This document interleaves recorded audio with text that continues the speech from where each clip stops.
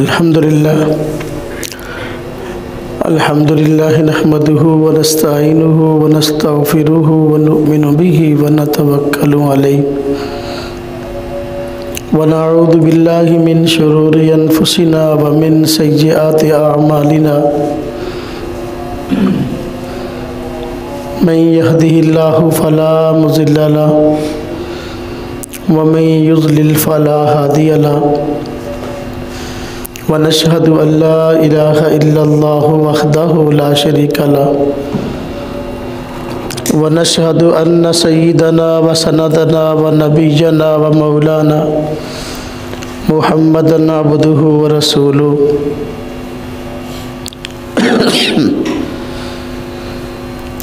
अम्मा बअदु फ़अऊज़ु बिल्लाहि मिनश शैतानिर रजीम। बिस्मिल्लाहिर रहमानिर रहीम। अतीउल्लाह व अतीउर रसूल व उलिल अम्रि मिनकुम। व क़ालल्लाहु तआला इन्नमल मुअमिनूना इख़्वतुन आमन्तु बिल्लाहि सदक़ल्लाहुल अज़ीम व सदक़ रसूलुहुन नबियुल करीम व नहनु अला ज़ालिका मिनश शाहिदीन व शाकिरीन वल्हम्दुलिल्लाहि रब्बिल आलमीन। अल्लाहुम्मा सल्लि अला मुहम्मद व अला आलि मुहम्मद कम्मा सल्लैता अला इब्राहीम व अला आलि इब्राहीम इन्नका हमीदुम मजीद। अल्लाहुम्मा बारिक अला मुहम्मद व अला आलि मुहम्मद कम्मा बारकता अला इब्राहीम व अला आलि इब्राहीम इन्नका हमीदुम मजीद।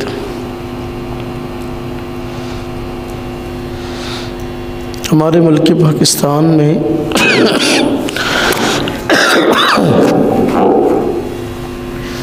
हाल ही में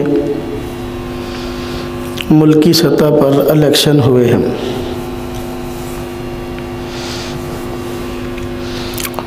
इलेक्शन के बाद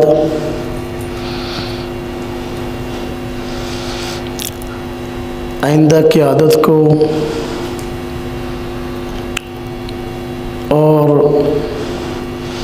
हम सब को क्या करने की ज़रूरत है, इस पर कुछ गुज़ारिशात पेश करना चाहता हूँ। मुल्क पाकिस्तान अल्लाह तबारक व तआला की तरफ से हमारे लिए नेमतों में से एक बहुत बड़ी नेमत है कि अल्लाह ताला ने अपना करम और अपना एहसान फरमाते हुए हम सब को ज़िंदगी गुजारने के लिए और अपने दीनी तशख़्ख़ुस को बरकरार रखने के लिए ये खित्ता अता फरमाया है। हमारे आबा व अजदाद ने बड़ी कुर्बानियों के बाद इस खित्ते को हासिल किया था। इस खित्ते की बुनियाद ला इलाहा इल्लल्लाह पर है और हिंदुस्तान के दूसरे लोगों से अलग होने की वजह सिर्फ ये थी कि हम आज़ादी के साथ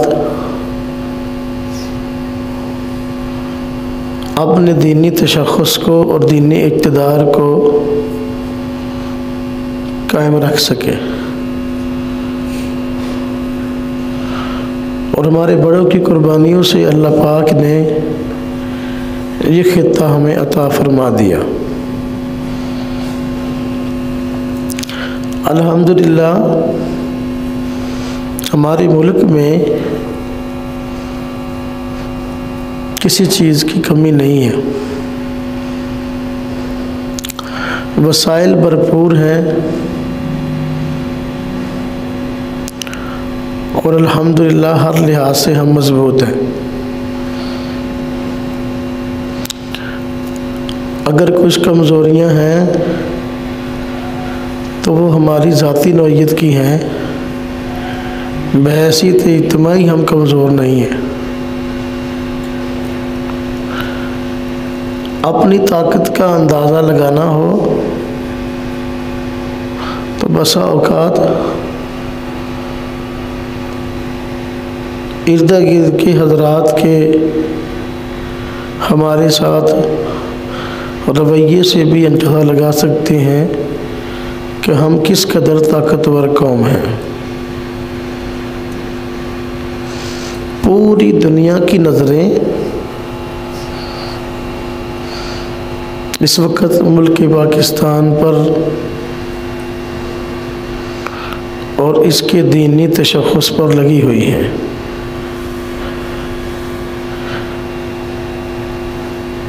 पूरी दुनिया में मुसलमान करोड़ों की तादाद में मौजूद हैं, लेकिन जिस तरह की मज़हबी आज़ादी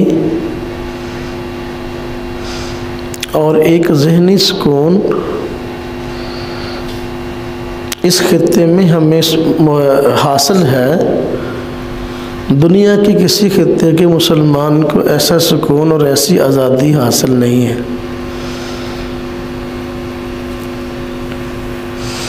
इस पर अल्लाह तबारक व तआला का शुक्र अदा करने की ज़रूरत है। जितनी दीनी जमातें, दीनी तहरीकें, दीनी मदारस, मसाजिद और खानकाहें और दीनदार लोग यहाँ मौजूद हैं और दीनी गैरत वाले यहाँ मौजूद हैं, दुनिया के किसी खित्ते में मौजूद नहीं है।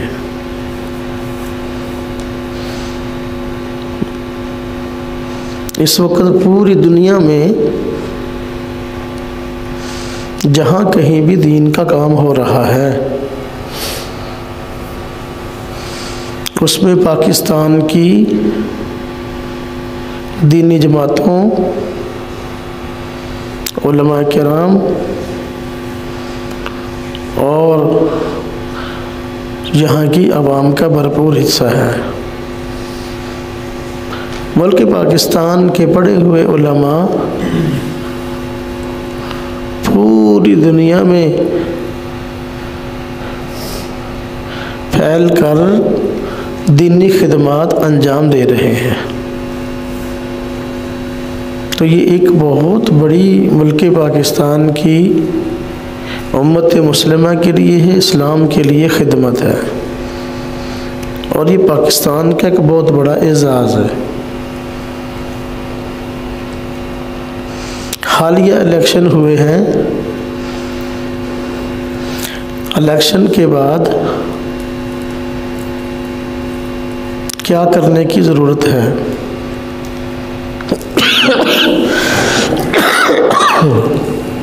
चंद एक बातें इस हवाले से अर्ज़ करना मुनासिब समझता हूँ।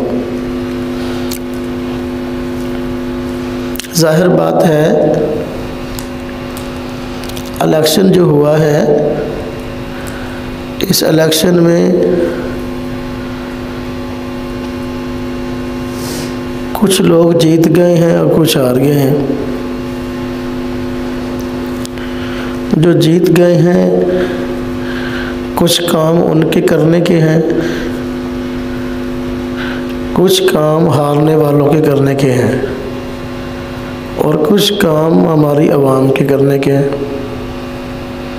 और कुछ हमारे इदारों के करने के हैं।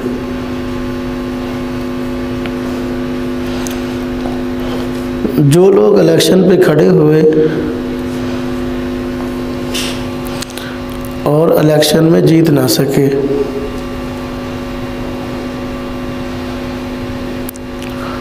उनके लिए करने का काम ये है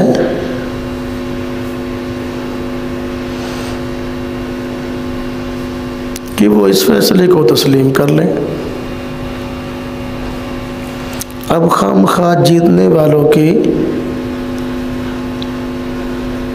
राहों में रोड़ी न अटकाएं और जीतने वालों पर तरह तरह के इल्ज़ाम न लगाएं, बल्कि खुले दिल से उनकी फतह को तस्लीम करें। और जो भी मुद्दे मुकाबल इलेक्शन में खड़ा था और वो जीत गया है, खुले दिल के साथ उसको मुबारकबाद पेश करें कि भाई इलेक्शन पे मैं भी खड़ा था और आप भी खड़े थे, तो आपकी तरफ लोगों का ज़्यादा रुझान हो गया, अल्लाह पाक ने आपको कामयाबी दी है, तो इस कामयाबी पे मैं आपको मुबारकबाद देता हूँ।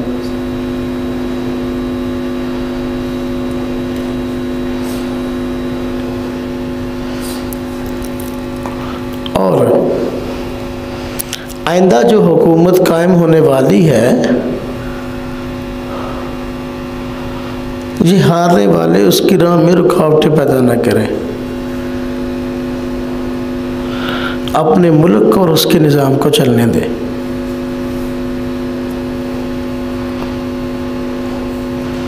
एक पार्टी का दूसरी पार्टी के साथ नज़रिए का इख्तिलाफ तो होना चाहिए, लेकिन ये कि ज़ातियात का इख्तिलाफ नहीं होना चाहिए। नज़रियात की बिना पे बंदा दूसरे से अलग हो सकता है,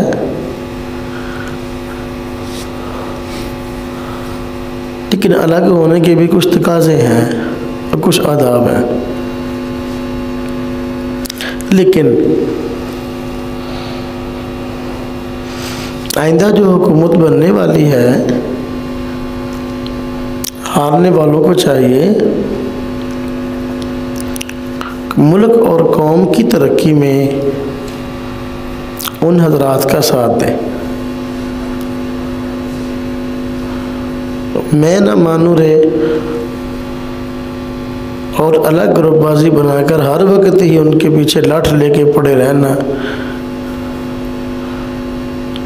इस सोच से बात है। इसी में ही हमारे मुल्क की तरक्की है। अगर वाकई वो मुल्क के खैर ख्वाह हैं, कौम के खैर ख्वाह हैं और कौम की तरक्की चाहते हैं, तो फिर किसी ने तो आगे आना ही था। जो आगे आ रहे हैं मुल्क और कौम की तरक्की में उनका साथ दें। इस इलेक्शन पर अरबों रुपया खर्च हुआ है।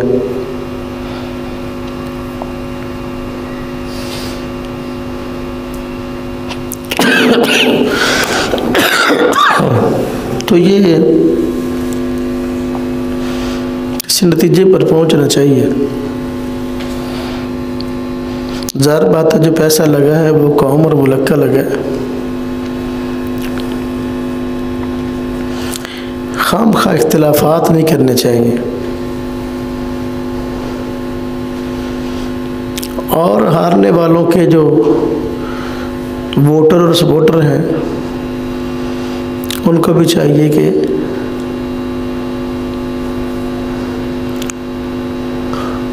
खामखा दूसरे हजरात पर कीचड़ न उछालें, सोशल मीडिया का गलत इस्तेमाल ना करें। मेरे ख्याल के इलेक्शन के दिन जो ये मोबाइल सर्विस बंद थी, इसकी वजूहात में से ये भी एक वजह हो सकती है कि सोशल मीडिया पर जो गालम गलोच होता है, चलो कम अज़ कम इस दिन इससे आवाम को रोक दिया जाए। तो गालम गलोच से परहेज़ करें। एक मुसलमान की शान शान नहीं है कि वो खाम खा ही दूसरे पर हर वक्त कीचड़ उछालता फिरे। कुरान करीम में इरशाद है,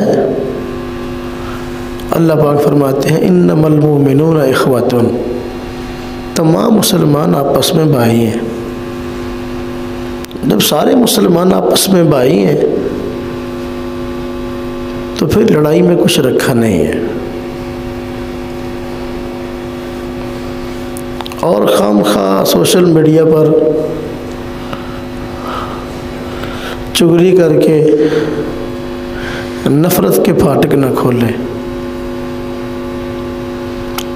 चुगली अगर बंदा एक बंदे के सामने किसी की करता है, गीबत अगर बंदा एक बंदे के सामने करता है किसी की, तो ये भी जुर्म है।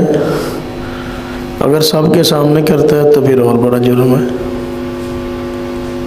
और चुगली के मुतल्लिक़ कहा गया है कि ये अपने भाई का गोश्त खाने के मुतरादिफ है। कुरान करीम में अल्लाह पाक ने फरमाया वला यग़्तब बाज़ुकुम बाज़ा, तुम में से एक दूसरे की चुगली ना करे। अयुहिब्बु अहदुकुम अन याकुला लहमा अख़ीहि मैतन फ़करिहतुमूह, फरमाया कोई बंदा अपने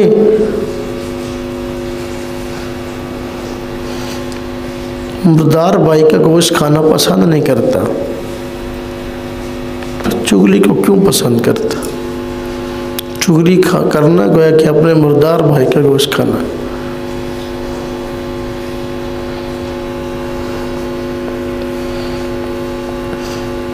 तो सोशल मीडिया पर इधर उधर की गंदी और वाहियात बेहुदा किस्म की दूसरों के मुतल्लिक़ पोस्ट करना,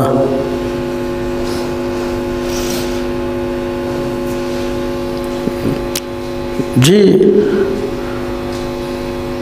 माशरे के अंदर अफरा तफरी फैलाने में एक बहुत अजीब किरदार अदा करते हैं। इससे बाज आना चाहिए।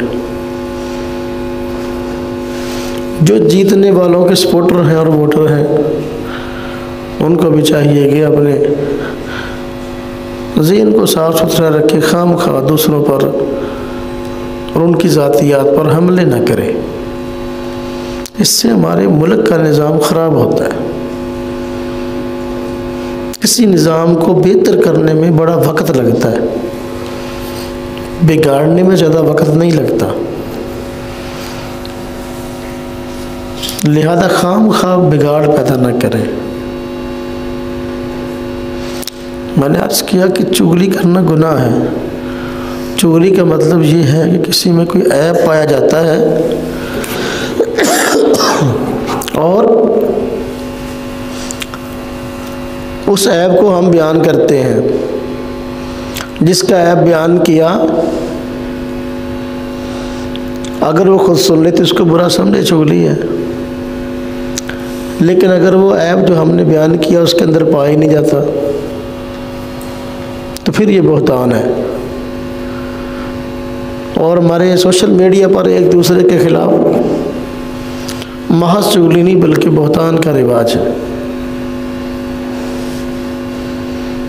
तो मुसलमान की शान शान नहीं वो किसी की चुगली करे। बहतान तो एक और बड़ा अजीब और अजीम जुर्म है।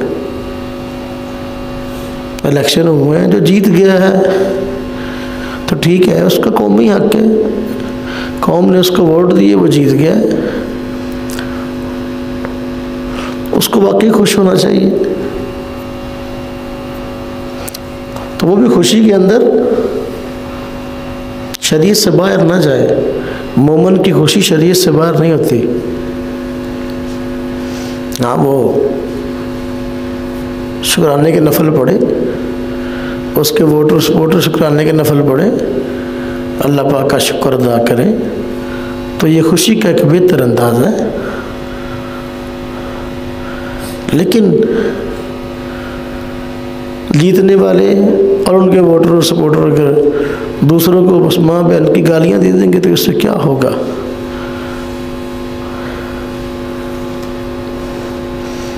तो ये बहुत अजीब काम है, इससे परहेज़ करना चाहिए। जो लोग जीतने वाले हैं, कुछ काम उनके करने के भी हैं, उनको चाहिए कि वो जीते हैं तो वो आइंदा अपना कोई लहे अमल बनाए, अपनी सारी सलाहियतें अपने मुल्क और कौम की बेहतरी के लिए खर्च करें, ऐसे इक़दामात करें, अपना वक़्त ऐसे इक़दामात में खर्च करें जिसमें मुल्क और कौम का फ़ायदा। ज़ाहिर बात है जो जीते हैं कौम ने उनसे उम्मीदें वाबस्ता कर रखी हैं, इसलिए तो उनको वोट दिया है। लिहाजा उन्हें चाहिए कि अब आइंदा अपने वक़्त को किसी काम में खर्च करें, कौम की फलाह, मुल्क की फलाह, मुल्क की तरक्की में। महज हारने वालों पर तनकीद में खर्च न करें।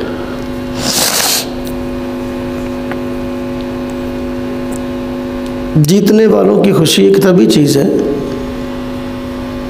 लेकिन ये अल्लाह पाक की तरफ से एक आज़माइश भी है। अल्लाह पाक बंदे को आज़माते हैं बसा औक़ात को नेमत देकर,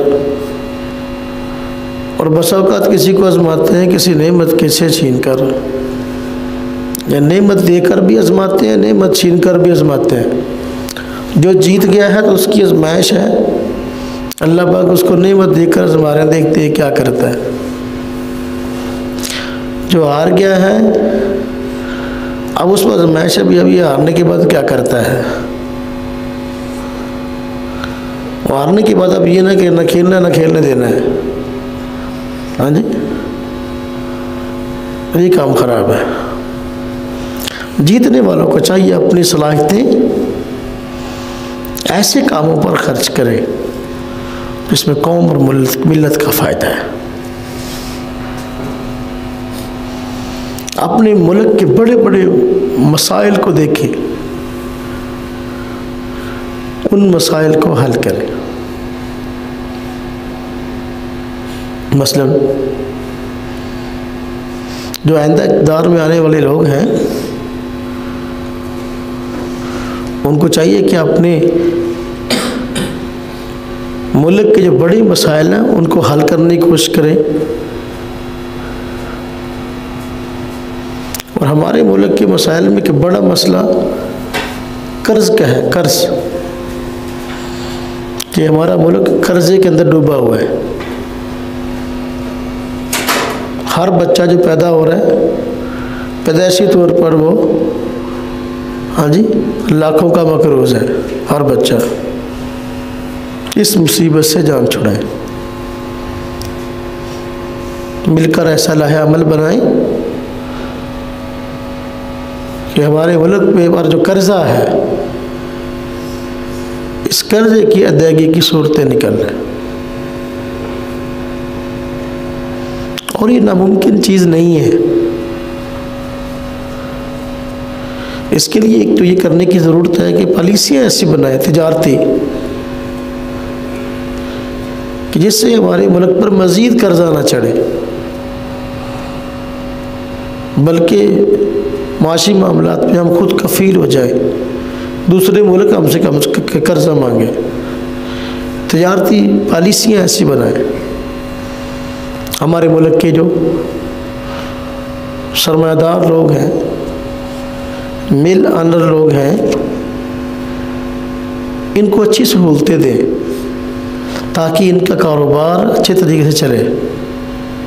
हमारे मुल्क के जो गरीब लोग हैं इनको रोज़गार मिले।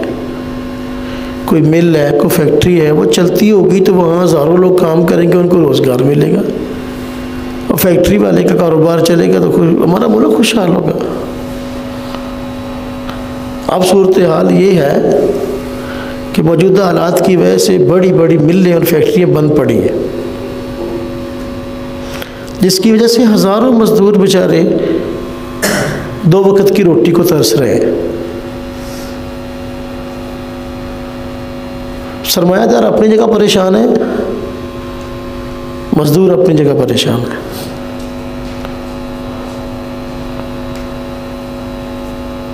और इसके लिए जो जालिमाना टैक्स है इनका खात्मा करें। जो तिजारत वाला बंदा है, कारोबार वाला बंदा है, उस पर टैक्स ज़रूर लगाएं। और ये टैक्स एक ज़रूरत है, मुल्क की ज़रूरत है, लेकिन इतने जिनको वो अदा कर सकते हैं।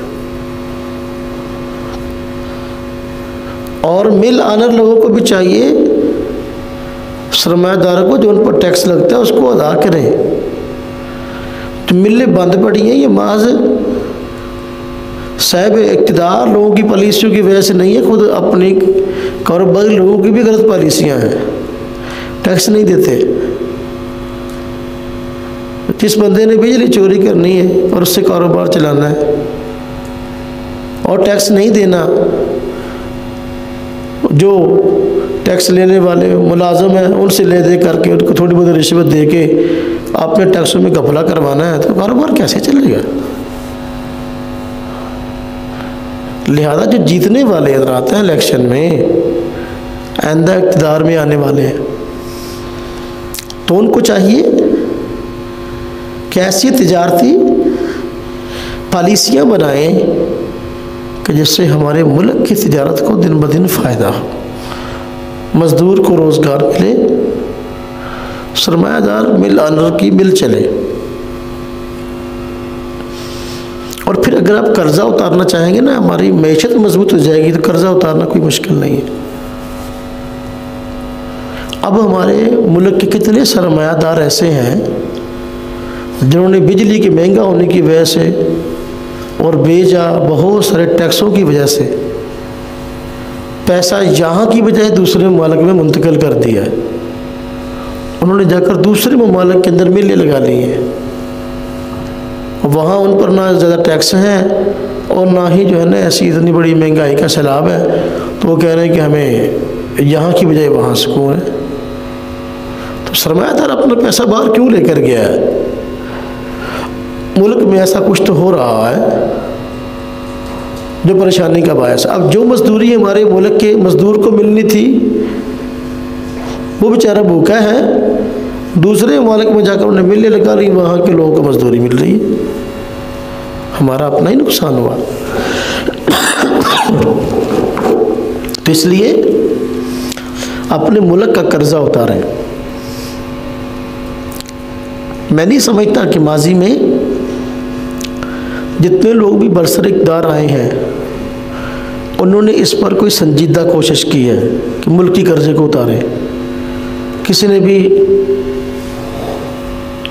कह लें कि मकसद बना के ये आवाज़ नहीं लगाई, महज सियासी बयान की हद तक तो ये बात की होगी कि मुल्क पर कर्जा है, लेकिन इसमें संजीदा कोशिश नहीं की गई कि अपने मुल्क का कर्जा उतारना है।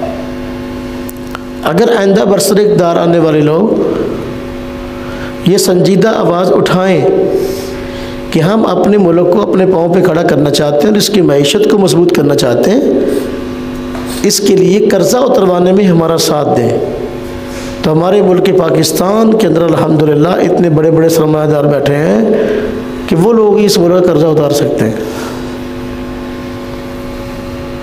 कर्ज़ा इसलिए नहीं उतर रहा कि कुछ माइशी और तिजारती पॉलिसियाँ ऐसी हैं कि इसकी वजह सरमायादार अपने पैसा लगाने को तैयार ही नहीं है। तो मुल्क की कर्जा उतारे।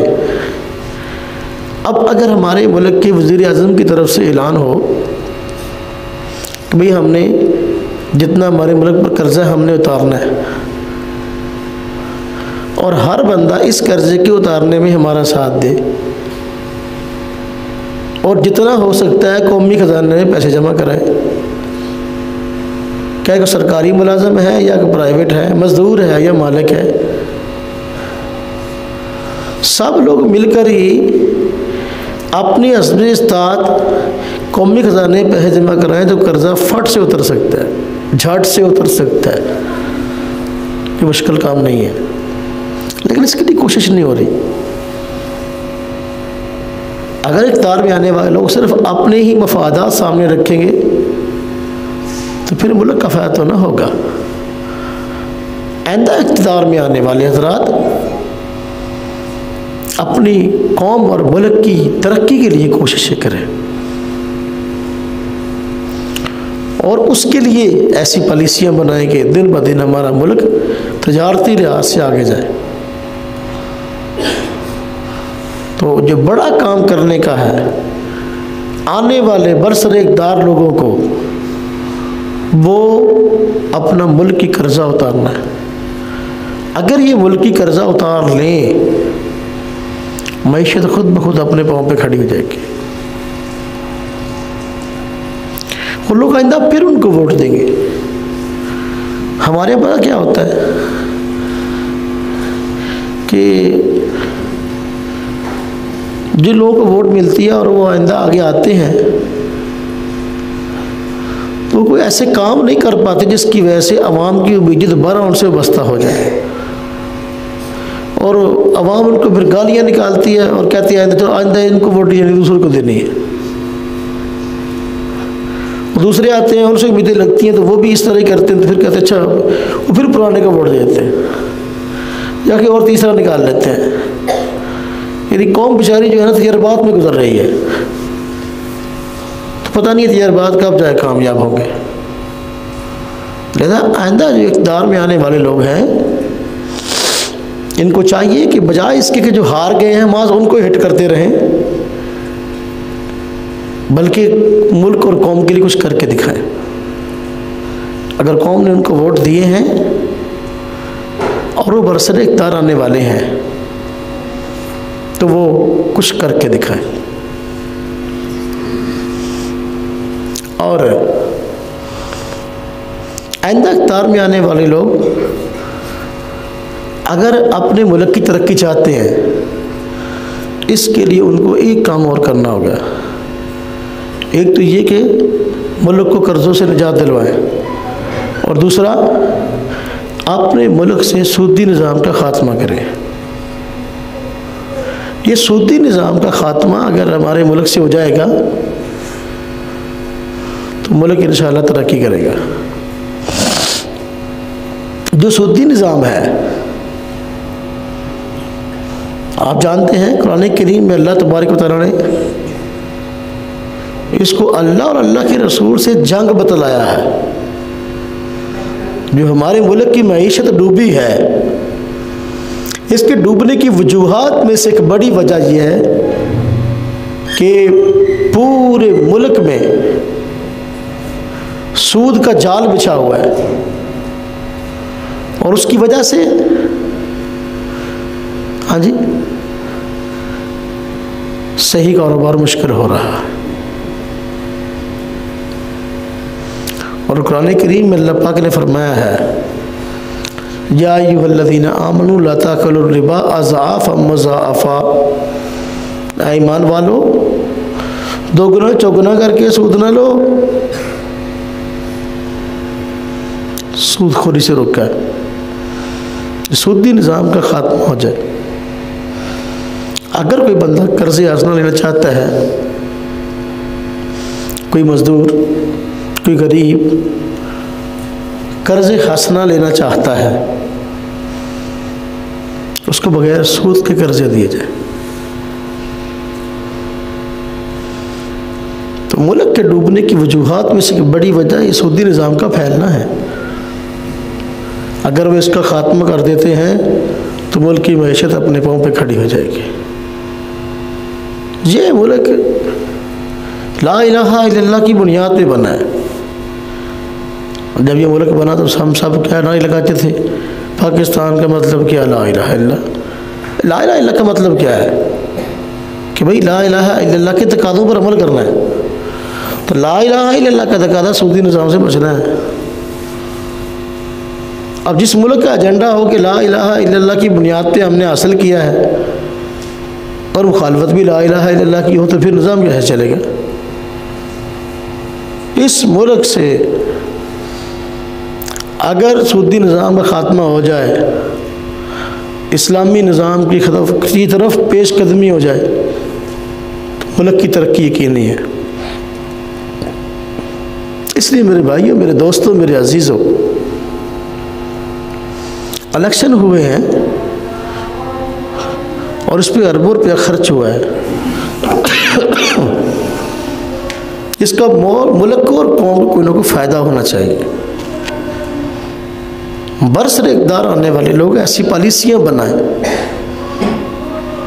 जिससे अपनी कौम का और अपने मुल्क का फ़ायदा हो, और दिन ब दिन मईशत हमारी ऊपर जाए, नीचे ना जाए, मजदूर भूखा ना सोए।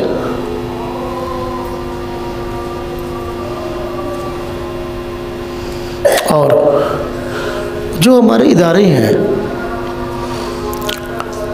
जो हमारे इस मुल्क की पहचान है और मुल्की निज़ाम की रूह है, उन्हें भी चाहिए कि बरसर इक़्तिदार आने वालों को अपने आप को बेहतर बनाने का एक मौका फराहम करें।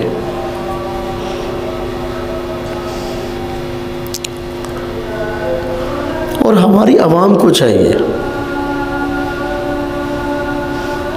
और जितनी सियासी पार्टियां, उन सबको ये करना चाहिए कि खाम खा अपने इदारों को अपनी तनकीद का निशाना ना बनाए। इसलिए कि जो हमारे इदारे हैं, ये हमारे मुल्क की रूह हैं, इनकी इज़्ज़त के साथ हमारी इज़्ज़त है और इनकी हिफाजत के साथ हमारी हिफाजत है। अगर इन पर एतमाद बहाल ना रहा तो फिर किसी पर एतमाद नहीं रह सकता। और पूरी दुनिया के अंदर मुल्क पाकिस्तान का एक बड़ा भरम है, एक बड़ा रोब है। अगर वो है तो हमारे इदारों को कायम करता कोई ना कोई निज़ाम है। आजकल हर बंदा उठता है फेसबुक पर, यूट्यूब पर, हाँ जी, सोशल मीडिया पर खाम खाई अपनी फ़ौज के ख़िलाफ़, अपने इदारों के ख़िलाफ़ जो है तरह तरह की बातें करता है। मैं समझता हूँ कि ऐसा बंदा अकल से काम नहीं ले रहा, वो अपने मुल्क का खैर खा नहीं है। एक बंदा जो मजदूर है, उसको क्या पता बेचारे को कि इदारों की पॉलिसियाँ क्या और इदारे क्या चाहते हैं और क्या कर रहे हैं। वो खाम खाई वो फक्कर बना बैठा है और फेसबुक पे बैठा जो है ना, कभी किसी पे तनकीद कर रखे हो, कभी इसको बहुत बड़ी नेकी समझे। नेकी नहीं है, अपने मुल्क की बदनामी खुद कर रहे हो। अपने मुल्क का एतमाद तुम खुद जो है वो ख़त्म करवाना चाहते हो लोगों से। जब आपके इदारों का एतमाद कायम नहीं रहेगा, फिर आप पर कौन एतमाद करेगा? लिहाजा खाम खा इदारों पर तनकीद ना करे। हाँ जी, जिस बेचारे को घर में दूसरी मरतबा सालन मांगे सालन नहीं मिलता तो इदारों पे तनकीद करता है कि उसको यूँ कर, जिसको यूँ करना चाहिए। अब तो इससे पूछें आकर क्या करना चाहिए? भाई जो पहलवान खाड़े में लड़ रहा होता है ना, उसको पता होता है मैंने कौन सा दाव मारना है। बाहर जो तमाशाई बैठे होते हैं ना, वो कह रहे होते हैं इसको टांग से पकड़ो, इसको कान से पकड़ो, इन्हों कैंची पा के एड़ा थल्ले सिट ला। जेड़ा बेचारा अंदर लड़न दिया उन्होंने पता होंदा मैं की करना, केड़ा दा मारना। बाहर ले अपने मशवरे एवं दई जाते होंगे। इसलिए मेरे भाइयों, मेरे दोस्तों, मेरे अजीज़ों, अपने कौमी इदारों को खाम खा तनकीद का निशाना ना बनाए, बल्कि इन पर एतमाद का इजहार करें। देखो वो कहते होते हैं ना, पंजाबी में मकौला मशहूर है भी आप जे अगर अपना कमीज चुको तो अपना ही ढिड नंगा होंदा। आप अगर अपने इदारों को बुरा कहेंगे तो फिर क्या होगा? आपका अपना वक़ार ही ख़त्म हो जाएगा। कितने दुश्मन मुल्क हैं जिनसे आपकी सरहदें मिलती हैं, तो हमारे मुल्क पर हमला करने के लिए अपने दांत तेज़ कर रहे हैं। तो खाम खा उनको मौका ना दे, उन पर एतमाद करें। उनके साथ हुस्न ज़न रखें कि भाई जो करेंगे इंशाल्लाह अच्छा ही करेंगे, और बस इक़्तिदार आने वाले लोगों से अच्छी उम्मीदें बस्ता रखें। और असल बात है कि आमाल ठीक करें अपने। हाँ जी, तजर्बा तो यही है ना, जैसी अवाम होती है तो ऐसे हुक्मरान ऊपर मुसल्लत हो जाते हैं। सबसे पहले हर बंदा अपने आप को ठीक करे,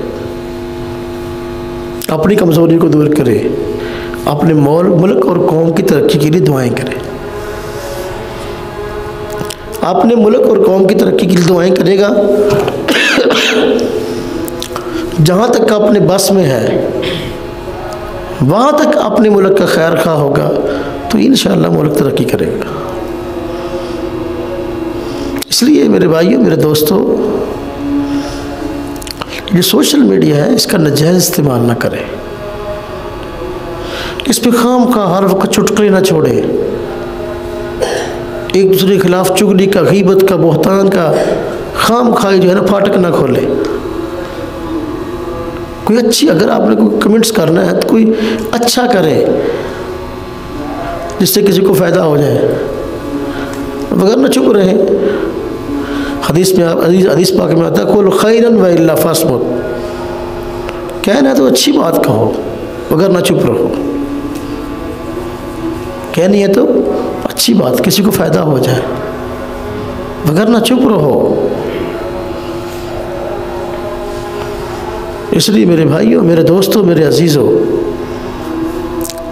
जो अभी हाल ही में इलेक्शन हुए हैं तो जीतने वाले और हारने वाले सारे के सारे अपनी कौम का फ़ायदा सोचें, अपनी कौम का भला सोचें।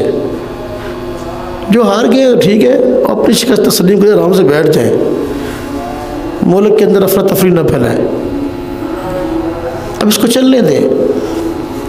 जो जीत गए हैं मुल्की निज़ाम के पहिए के चलने में उनका साथ दें, उनका साथ दें। अगर वो कोई अच्छा काम करते हैं तो अच्छे काम को भी बुरा ना कहें। हमारे यहाँ होता भी है, मेरा चूँकि इस पार्टी से ताल्लुक़ नहीं है, लिहाजा ये जो काम भी करेगा ना, अब मैंने इस पर तनकीद करनी है, ये तो कोई दनाई की बात नहीं है। अगर कोई बंदा अच्छा काम करता है, उसमें मुल्क का फ़ायदा है, उसमें कौम का फ़ायदा है, उसमें दीन का फ़ायदा, तो उसको शाबाश दे, भाई ये काम आपने अच्छा किया है, इसमें उसका साथ दे। हाँ, अगर कोई बुरा है सलीके के साथ इख्तिलाफ करें, और इख्तिलाफ करने वाला करे। हर बंदा फेसबुक, यूट्यूब पे जो है ना, अगर तनकीद शुरू करेगा और खाम खा गालियाँ देना शुरू करेगा, इससे किसी को कोई फ़ायदा ना होगा, बल्कि मुल्क का नुकसान होगा, हमारे अपने तशख़्ख़ुस का नुकसान होगा, अपनी इज़्ज़त मुल्क की दांव पे लगेगी। ये जो हम फेसबुक पे कमेंट्स करते हैं ना, इधर उधर की बातें लिखते हैं, बाहर की दुनिया हमारे मतलब ये समझती है कि यहाँ की कौम दुनिया की सबसे बेवकूफ़ है। हमारे मुल्क के अंदर निज़ाम नाम की जो है ना, कोई इखलास नाम की, और जो है ना वो ये कह लें कि कोई संजीदा कौम नहीं है, इनको पता ही नहीं क्या करना, हुल्लड़बाज़ सारे इकट्ठे हुए हैं। इसलिए अगर आपने किसी को वोट दिया तो उस पर इत्मीनान करें। हमारे यहाँ ऐसा होता है कि पहले वोट देते हैं, बाद में गाली देते हैं, पहले वोट फिर गाली। वोट दिए, इत्मीनान करो, अब इत्मीनान करो, जो उनके इक़दामात हैं तस्लीम करो, मुल्की निज़ाम को चलने दो। हमारा मुल्क अब इस चीज़ का मुतहम्मिल तो नहीं है ना। अब कसे पास कोई भी हो जो हार गया है, अब वो कहे जी 2 महीने में फिर इलेक्शन करवाओ जी, हाँ जी, मैं इसको नहीं मानता। अब वो जब तक इलेक्शन ना हो तो वो शोर ही करता रहे, वो जलसे जुलूस करता रहे, वो धरने देता रहे कि ना जी ना, मैं इस हुकूमत को मैं मानता ही नहीं जी, इलेक्शन दोबारा कराओ। अच्छा, अगर 6 महीने बाद इलेक्शन दोबारा हो जाते हैं, फिर वो उस वक्त जो हारेगा वो खड़ा हो जाएगा। अब वो उस वक्त तक सुकून से ना बैठ जब तक 2 इलेक्शन ना करवा रहे, तो इलेक्शन ना हो तो तमाशा ही हुआ है। ऐसा ना करें, इलेक्शन हो गए, जो जीत गए उनको काम करने का मौका दें, जहाँ तक उनका साथ दे सकते हैं साथ दें। अपने मुल्क की तरक्की को सामने रखें, अपनी कौमी तरक्की को सामने रखें। कि इसके लिए अच्छे से अच्छा किरदार अदा करे, अपने मुल्क एक अच्छे शहरी बने।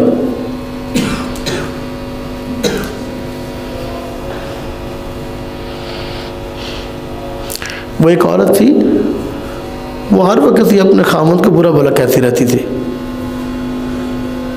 जब वो अच्छा काम भी करता फिर भी बुराई कहती थी। तो एक दिन उसने अरबी ज़ुबान में अपनी बीवी को नसीहत की, शेर कह के, शेर कहना भी जानता था। उसने अपनी बीवी को नसीहत की, उसने कहा अकिल लो महाजिला वाली ताबन बकूल ही न सब तुलकदा साबन, कि भाई मलामत करने वाली है, बुरा भला कहने वाली है, ज़रा अपनी तनकीद को कम कर ले। अगर मैं कोई अच्छा काम करूं तब तो कह दिया कर कि इसने एक अच्छा काम किया। इसलिए कि हमारे मिजाज के बिगड़ने की वजह से आज सिस्टम जो है, घरेलू निज़ाम इतना ख़राब है कि बीवी अमूमन अपने खामन के बारे में एक अच्छी सोच नहीं रखती, हुस्न ज़न नहीं रखती, जेड़ा काम भी करे उन्हें पुट्ठा ही कहती है।